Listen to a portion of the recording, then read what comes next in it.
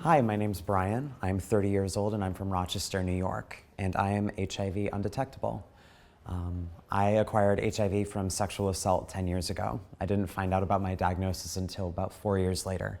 There was a lot that happened around that time frame, including a lot of depression, severe weight gain, dropping out of school, disconnecting from my family and friends. And with the help of my family and friends and reminding why life is worth living, I got back into hitting the ground running in life and got on treatment. Finding out about my diagnosis was scary, considering the taboo and stigma around the virus, but taking control of my health was first and foremost so that I could live a long life. It's no longer a death sentence, it's a life sentence to have HIV.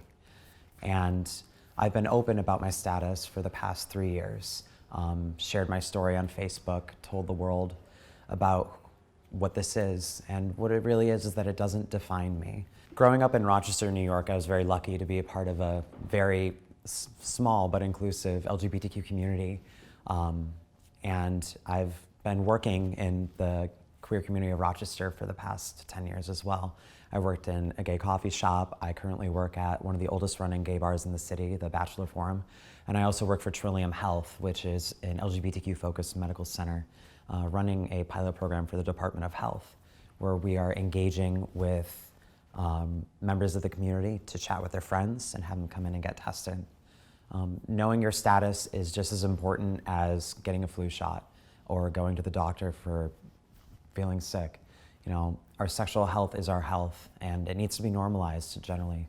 The only time that it ever crosses my mind as a difficult thing is in the morning when I have to take that one pill. And it's small, but it's still very heavy because it has a burden behind it.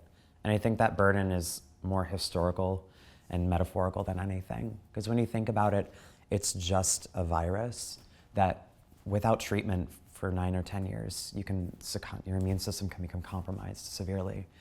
And there's this historic wall of these communities and continents decimated when the government wouldn't help, when people didn't want to help.